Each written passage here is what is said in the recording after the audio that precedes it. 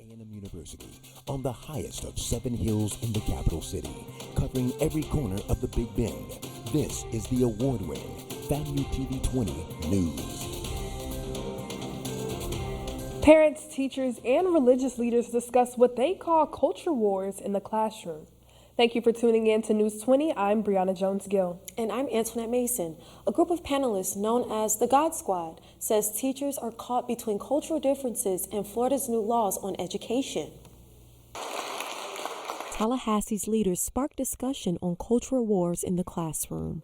To hear from educators and residents, parents say they are noticing history is slowly being erased, books are being banned, and teachers are asked to do a job that is challenging. We're going to be talking about the school and culture wars that have been popping up all across our country around who decides what schools are teaching, and there are a lot of different opinions out there. The panel event was held last night at St. John's Episcopal Church in Tallahassee. Religious and community leaders, a teacher, and Leon County School Board member Dr. Marcus Nicholas voiced their concerns. So there's this African proverb, right? And it's when elephants fight, it's only the grass that suffers. What that means is that as we're up at the top and all of these big politicians are fighting amongst each other, what we're forgetting about are the implications of and the impacts of the students. How is it affecting the students? How is it affecting the teachers having to implement a lot of these policies? Educators like Whitney Snow says the policies are affecting teachers and causing cultural wars. She added that instructors feel like they are not trusted. We trust doctors that go to school to become doctors. We trust lawyers that go to school to become lawyers. We trust scientists.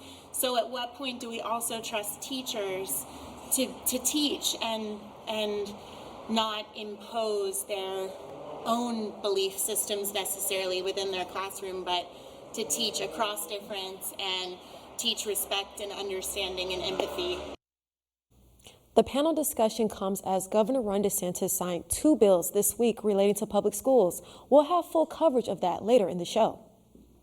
Funeral plans have been announced for former U.S. Senator and popular 2-time Florida Governor Bob Graham.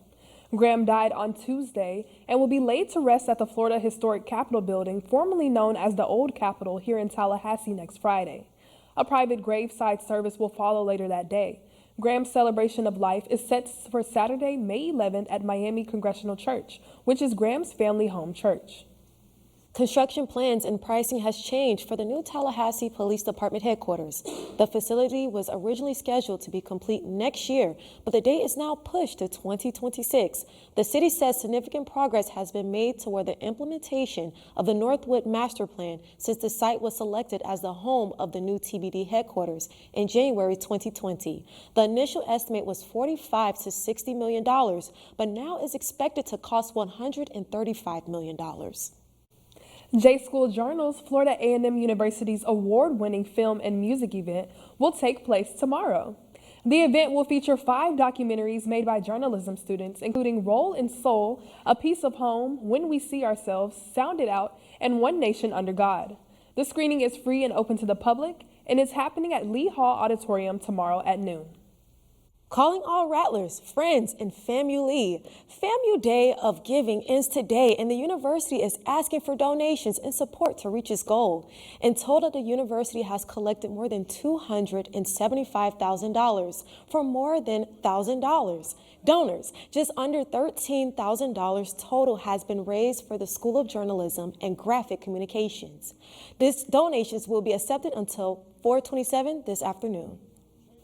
If you want a fun day with your kids tomorrow, the city of Tallahassee is hosting its annual family-friendly Kids Fest. The event will be held at Cascades Park from 10 a.m. to 2 p.m., and it's a fun-filled day with kid-centric activities, family-friendly entertainment, and a toddler corner. Kids Fest is free and open to the public. Coming up on News 20, Day 4 of the former President Donald Trump hush money trial in New York. Hear what Trump said to reporters ahead of his trial today. And Governor Ron DeSantis signs a bill to allow volunteer chaplains in schools. Hear how DeSantis responds to critics and how supporters think the new law would benefit public schools. Next, you're watching News 20.